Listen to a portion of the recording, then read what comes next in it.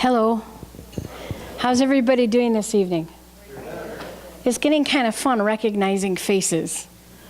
Makes me want to come down and play, but we'll move along. We are in Pure Love, session number 5. If you want to open up your notes to the educational piece.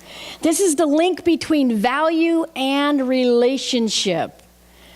You know, we have a deep need for relationship, and part of that need is it establishes our value. That's why we need relationship partially. Everyone in this room was designed to be valuable. How do you feel when you don't feel valuable? Yuck. So we have this need. And so relationship and value are linked, and that's what we're going to discuss. If you look through the Bible verses at the top of your notes, Matthew 6:19 and 21, Jesus said for us not to store up our riches on earth, where rust and moth can basically destroy it. But we store up our treasures in heaven. Well, how many have heard that verse before? We recite it, well, what is it you're storing up? Have you ever thought about what is it you're investing in that is eternal? What is eternal in the room? There's 2 things in the room that are eternal. Your souls and your relationships. So what should we be investing in? Our souls and in relationships. And it's amazing they're linked. Shock. So when Jesus was saying that, he was teaching us the important things, the valuable things. And when we follow with what he teaches, we get the blessings of living by the fruit of that. So principle number 5 in your notes, the link between value and relationship. Years ago, we adopted 3 children. And it's been the biggest blessing of my husband's, a challenge at times for them and for us. But we got 3 boys out of orphanages in Bulgaria, and they are all different, and they're great kids. We're very blessed.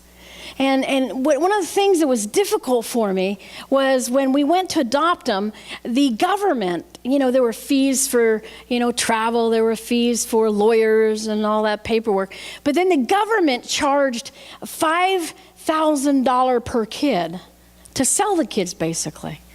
And in a weird way, you could feel like that the government put a value on the boys of $5,000, which is really ridiculous. But did they really? No, because we would have paid a lot more. You see, desire for something establishes the value of something. Not as much what you're willing to release it for, but what you're willing to exert to gain it. So let's look at number 1. I want to show you how this works. Number 1, desire, love for something, a want for something. It is our ability to look at something that we say, I want that. So when I look at my children and I say, okay, I want that, what are we willing to pay for that? In fact, our youngest son, they weren't going to release him out of the orphanage, and we decided that we would go, and when he got released at 18, we'd be still waiting for him because he's valuable. And we had sown our hearts into this little boy already, and that was our kid in our mind. And if they won't release him, first we are willing to pay a lot more, whatever it takes, to get this little boy set free. We were blessed. We got him at 7. We started working in it when he was 3, so it took us 4 years. But we were blessed that he didn't have to stay there till he's 18. He's 21 now. But our heart to desire him, our love for him, did something. When we took that plus the resources that we were willing and able to exert, the money, what we were, not only money, there was time and energy and effort. When you take a love for something and you're willing to exert everything you can to gain that or to gain health for that, what you're really doing is establishing the value of that item. It's a very unique kind of scales in our life. And when you think about a person's need to be valued, and how they're going to be valued is based on the desire somebody has for them, you can understand why people want to be in love. I want somebody to want me. Why does that rise up out of you? Well, that's for the next point, point number 2. The value placed upon a person helps establish their dignity. Did you know that your value, people's desire for you, that sets your value, helps to establish your dignity? Without it, you get humiliated and hurt. It's not even always a rejection thing. It can be just not an acceptance thing. Years ago, I was in a mental institution, and there was a lot of hard things that happened there. And as I've shared my testimony throughout the world, people come up and talk to me about it. I had this one question once that was real interesting. The question was, what was the hardest thing you suffered in the hospital? That's an interesting question. And in my past, what hurt the most? What do you think it might be? The hundreds of times I was raped? The 28 shock treatments, maybe that was tough. Maybe the beatings that I went through. Maybe being left in solitary confinement for months at a time. That was tricky. None of those things were the toughest. You know what the toughest was? I was alone and I had no dignity. The humiliation was a killer. In a very bizarre way, you can go away from the other things, but you can't run away from being humiliated. The most difficult thing that I suffered was the lack of dignity. And that's why when I see organizations around the world bringing dignity to people, I weep. Because I understand what it feels like to be a human robbed of all their dignity.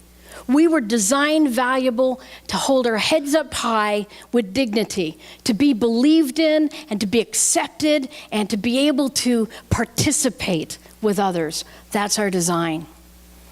Well, the way that gets established is that when a person is valuable, then that gives them a sense of dignity. Have you ever felt that in your life? That when people, this is my good friend, how do you feel? You see what I'm saying?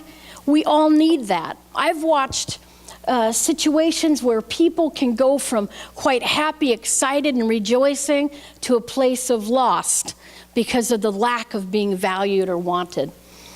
I was working at a meeting, they were doing a seminar, and there were a lot of pastors coming to the seminar, and I was working behind a table.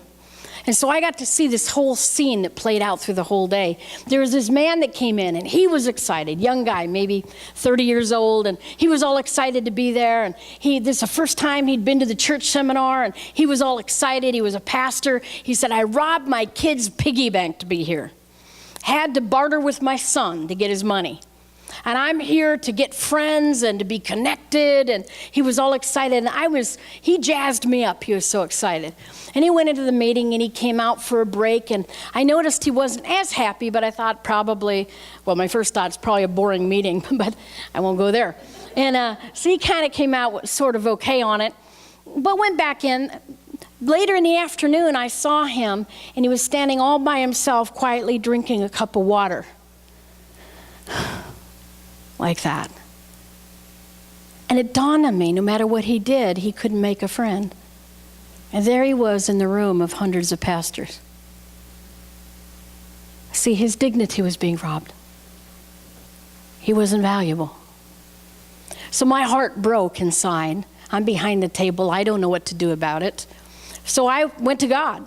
So, Father, he robbed his kid's piggy bank, for crying out loud. With all these pastors, is there any of them listening to you? Could you talk to one of them to just go and be a friend? And it was real interesting. There was a group of quite well-known pastors on a little huddle walking by. They walked right past this guy. I thought, well, that's interesting. They're all hearing you. You know, no judgment here, sorry. Then one of the guys, his name was Stan Simmons, and he'll forever be my favorite pastor. He stopped in the middle of all these bigwigs and said, guys, I'll catch up with you. And he went over to this guy, put his arm around him and said, hey, my name's Stan, what's yours? The guy, by the end of the meeting, was back to being what I saw when he came through the door. What's cool about that is we have an opportunity to be healed and to heal others. There are people all around us, if we'll just look, that are just waiting for somebody to value them enough to stop on their little world and put their arm around them. It's a powerful thing. The point under that, this point number 2, if you are loved, then you are valued and you experience dignity. We can say that together. Are you ready? If you are loved, then you are valued and you can experience dignity. Is that rocket scientist stuff? Well, it gives you an answer of why Jesus says to love one another. Look at the healing that could go on if we could love one another. But unfortunately, we instead tend to correct each other and adjust each other and talk about each other. And we rob people of dignity. Well, let's talk about the world. We care about the world. Do you care about the world? I care about the world. People around the world are valuable in God's eyes. Point number 3, a person must be desired or loved in order to be valuable and to preserve their dignity. Think of all the cultures that are out there that are not being valued. I look in cultures like in India where women, how they're treated, it would blow your mind. I look in cultures where children are in poverty and lost and confused. We have an opportunity, and Pure Love is designed to show you this link so you can understand why relationship is so important. That it's not just a statement, but it is essential to the health of any individual or culture. Years ago, I want to give you one last story, and then we'll take our break and discussion. Years ago, when I was again in the mental institution, I had a really hard experience. I was in a straitjacket, which I was often in because I was always in trouble. They called me Houdini because I could escape. And I had terrible ways of doing it, you know. They had the thing for my shot that makes me kind of woozy and I can't move. The doctor's next to me, so I gave him the shot. You know, so I'd always end up back in the straitjacket. And so I was in the straitjacket, and there was this guy that had this jar of spiders. And a patient, and he, to be funny, came over and dumped all these spiders over my head. Now, I'm tied up. I can't do anything. And as I'm feeling these spiders crawl everywhere, I'm screaming now. It had me utterly terrified because I couldn't get them off of me. And that was bad enough, but when I looked up, one of the doctors and this patient and a few others were standing there laughing at me. That damage was horrendous. For years, when I got out of the hospital, if I saw a spider, what it would do to me on the inside, I would lose it. If I was in a car and my mother was driving, I would start screaming. And it could be on the outside. Doesn't matter. I see the spider. Well, years goes by, and I'm trying to manage these things called spiders, all right? And I was speaking to a large group of young people. We had a sizable youth group, and there were 3 guys within the youth group that were youth who were helping me lead, and they knew about this issue with the spiders. They knew what had happened. And they noticed up behind me while I was speaking, a spider was coming up behind me. And so they thought, oh man, if she sees that spider, she's going to make an absolute fool out of herself in front of all these people. And they're not going to be nice about it. So they decided to, because they loved me enough, that they valued me enough, they began to exert their energy of creativity and a concept and an idea and action to get me out of that situation without getting humiliated. And so what they decided to do, and they're over there talking while I'm speaking, quietly in a little circle in a huddle. What they did was 3 of them came running up, screaming and yelling, and 2 of them had my full attention here, teasing and jumping like apes all over the place while I'm saying, sit down, guys, this is not funny, sit down. And they're just ignoring me and shouting. All the kids are laughing and whatnot.